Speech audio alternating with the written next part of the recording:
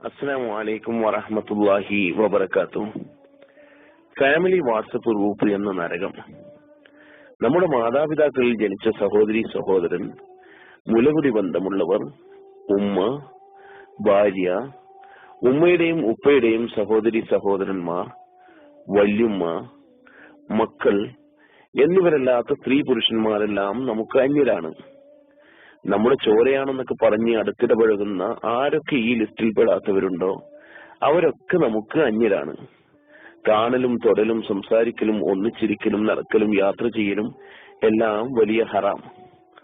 അള്ളാഹുവും റസൂൽ സല്ലല്ലാഹു അലൈഹി വസല്ലമ തങ്ങളും പൊറുക്കാത്ത, സ്വർഗത്തിൽ ഇടം കിട്ടാത്ത പാപമാണത്. നമ്മളിൽ എത്ര പേർക്കറിയും ഈ വിഷയത്തിന്റെ ഗൗരവം? പുതിയ കാലത്തെ ഫാമിലി വാട്സപ്പ് ഗ്രൂപ്പുകൾ ഈ ഹറാമിന്റെ ഹോൾസെയിൽ കേന്ദ്രങ്ങളല്ലേ?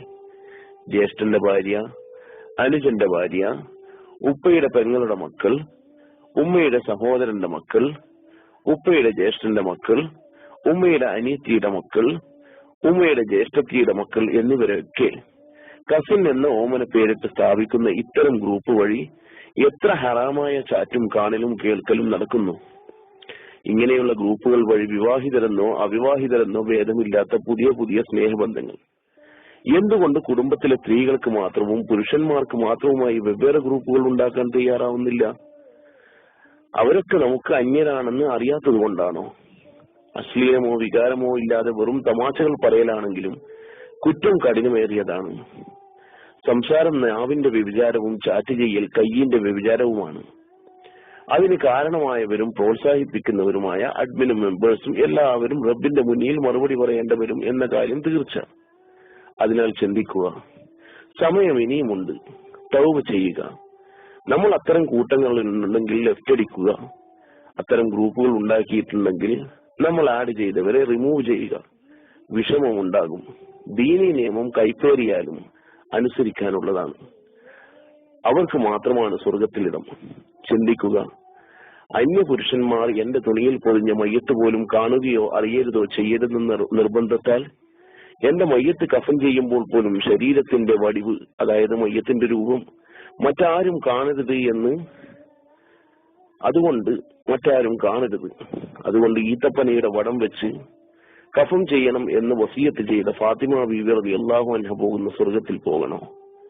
കുടുംബത്തിലെ അന്യ പുരുഷന്മാരോട്, സ്ത്രീകളോട് തോന്നിയവരോടൊപ്പം നിയന്ത്രണമില്ലാതെ ഇടപഴകിയും ചാറ്റ് ചെയ്തും സ്വറ പറഞ്ഞ് നരകത്തിയിൽ പോകണോ? ചിന്തിക്കുക. തീരുമാനം നമ്മുടേതാണ്. സഹോദരി സഹോദരന്മാരെ, നമ്മൾ കുഴപ്പമില്ല എന്ന് കരുതും.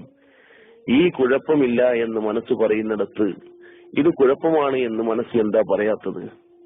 ഇവിടെയാണ് ഇബ്ലീസ് ലഅനത്തുല്ലാഹി അലൈഹിന്റെ കഴിവ്. നമ്മൾ കരുതുന്ന ഫാമിലി വാട്സപ്പ് ഗ്രൂപ്പുകളിൽ നടക്കുന്നത് എന്താണ്? ആദ്യം ഗ്രൂപ്പ് ചാറ്റിംഗ്, പിന്നെ അത് പേഴ്സണൽ ചാറ്റായി മാറുന്നു.